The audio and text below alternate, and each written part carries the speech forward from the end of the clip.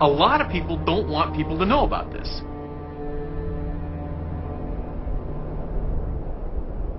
It's not a normal movie in the sense that it's not fictional.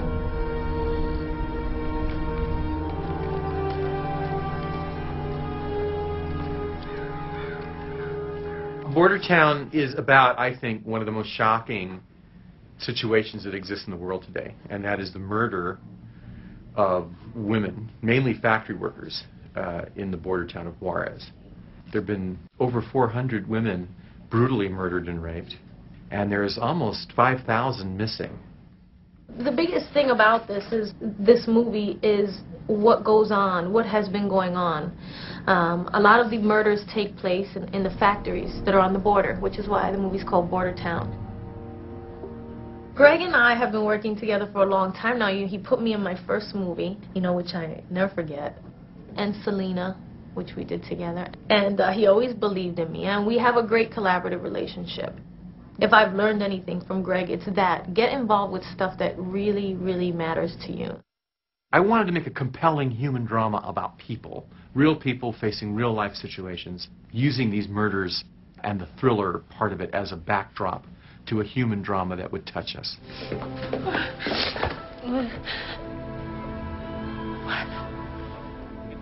Obviously, I have a very long working relationship with Jennifer. And, she got involved in the project kind of early on because she was very compelled by this character. And as we wrote it, she brought a lot to the dance, and I rewrote it with her. There were certain surprises for me because Jennifer wanted to do certain things with the character that I never thought, she would want to do. Foreign correspondent? How about that? And so she was ready to do something challenging. Unbelievable. It would allow her to kind of spread her wings as an actress, because it's a very difficult part, and deal with something that she felt real strongly about, which is the women of Juarez. It was pretty easy meeting for him, because once I heard what was happening down there, obviously, and all of the atrocities and everything that was going on, I just felt like, I was like, we have to make this movie. He's like, I know! We have to make this movie. Okay, we ready here? The way we had to shoot the film was interesting, because initially we were going to shoot it all in Mexico, and then there were so many problems, and it got so dangerous that we couldn't shoot it all in Mexico, and we did shoot a lot of it in New Mexico. But we had to go to Mexico to shoot part of the film. We couldn't go to Juarez because that was far too dangerous. So the way we did it was we shot in Mexicali and Nogales, and then I sent a second unit in Juarez itself. And it was all intercut together so that it all looks like it takes place in Juarez. It wasn't necessarily that easy when we were shooting in Nogales with Jennifer.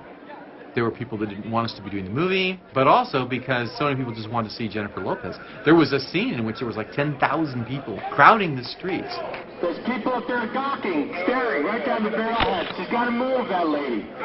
So that scene of her running through the streets of Juarez chasing a bus was one of the hardest scenes to shoot. She was very courageous in doing this movie. We had death threats, and it was scary at times. They had a guy who appeared on nationwide television in Mexico. In shadow, we didn't see his face, saying that if we shot the movie at the border, that they were going to kill us. Let's get her back to your house.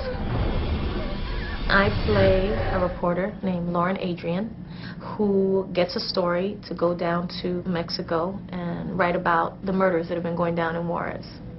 And I think with this character, who's a very strong person and who kind of is very ambitious and knows what she wants and is super smart, but at the same time has this empty space inside that needs to be filled that she's not even willing to deal with. Well, you speak enough Spanish. I don't speak Spanish. I don't know anything about Mexico. And this story comes into her life, and it takes her there. It makes her face those demons. It makes her face everything that she's been trying to push down for so long, which is the truth about life. When we face our demons, when we face those little blocks, those things that really haunt us, that we're not sure about, that scare us, that's when we're able to grow. For Jennifer to take this on, to do this part, was a very courageous thing. And the second lead of the movie is Eva, the young 16-year-old factory worker who struggles out of her grave and then is motivated to find the men who did this to her. You need a really wonderful actress who's very young. And the character is indígena, which means she's Native American. She comes from Oaxaca, and she has been going through a really difficult life. But there is no money here. Finally, we centered on Maya Zapata, Takes everything. who I feel is the finest young actress out of Mexico today. For us, nothing. The Mexican government has created a situation where they're driving people off their land, and this is what happens to Eva's family, and they have to move. Mi papá se fue para trabajar al otro lado. Hace muchos años que no lo miro. I feel so comfortable. I feel like I was in a good hands to do this movie. To be with a person who really cares about this trouble.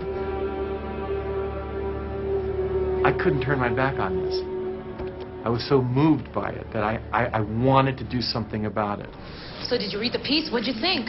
Best thing you've ever done. It's got something I've never seen in your work before. Some incredible humanity. For her mentor, we asked Martin Sheen to do it, and he loved the script, and he wanted to work with Jennifer. Frankly, I couldn't have done a better job myself. They have some big scenes together. Goddamn right I am! You're blaming the NAFTA free trade agreement. It isn't free trade, it's slave trade. It's a goddamn scam. And everybody is making too much money to give a shit about these women. There's a reason why you don't read about it in the newspapers. Lauren, in fact, they're damn near criminal. And this newspaper is not prepared to make them, and you sure as hell can't substantiate them. The North American Free Trade Agreement, NAFTA, caused the creation of thousands of factories to be built along the border with the United States and Mexico, because corporations could manufacture television sets, they could manufacture computers, they could manufacture leaf blowers, everything imaginable for very cheap, and then bring them into the United States, paying no tariffs or duties, nothing. The factories themselves are manned by women. In a weird way.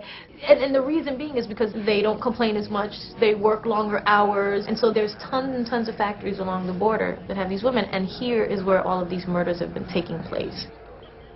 Both governments, the United States and Mexico, are deeply invested with the North American Free Trade Agreement, and they don't want a lot of bad light, shed upon it.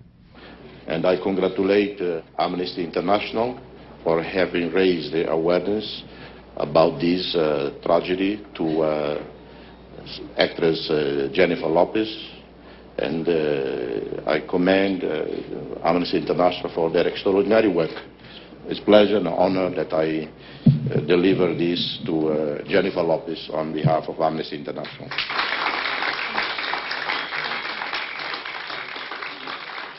It is obviously a great honor to receive this award from Amnesty International. It has been my great honor to produce BorderTown, to be a part of it. I felt very strongly about it from the moment I heard about it.